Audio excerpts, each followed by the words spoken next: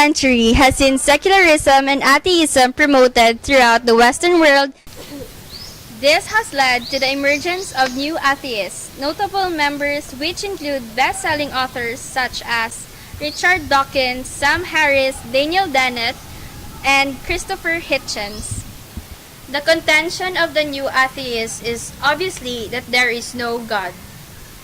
Adherents to the philosophy of new atheism believe that blind natural forces are responsible for all of reality which we perceive. The new atheists do not restrict themselves to a passive disbelief.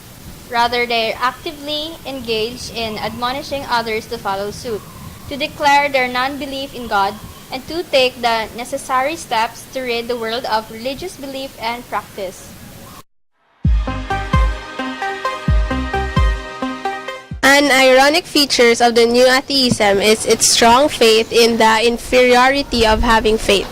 The new atheists erroneously redefine faith as an irrational belief in the absence of evidence.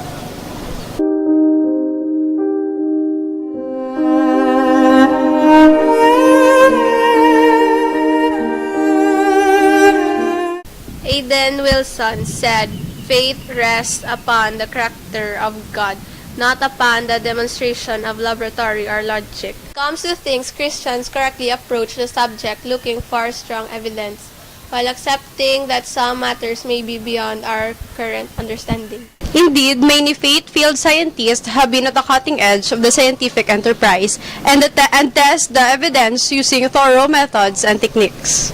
The new atheists believe that the empirical science is the only path to understanding reality. However, this is erroneous since the very concept of scientism, the view that science is the only way to gain knowledge, is not itself subject to any scientific experiment and ultimately distills to a faith.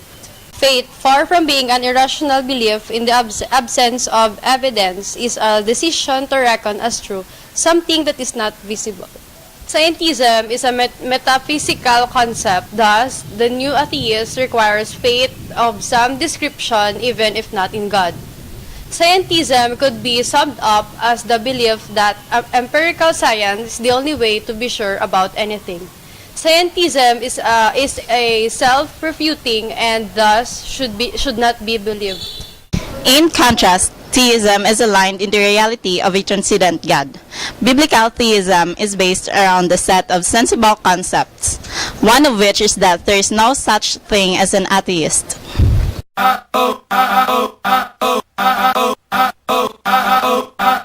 Clearly, the atheists have faith of a sort, if only in their power to influence others to join their atheistic pursuits. But one wonders why, if they truly believe God does not exist, they spend their lives trying to disprove His existence. Even he knows others believe in unicorns and elves, he doesn't dictate his life to try to debate them out of that belief. Romans chapter 1 verses 19 to 20 declares plainly that all men do know God exists because God has clearly revealed that knowledge to them through the evidence of creation. Romans chapter 1 verse 21. Those that deny God are doing so out of the rebellion of a darkened heart.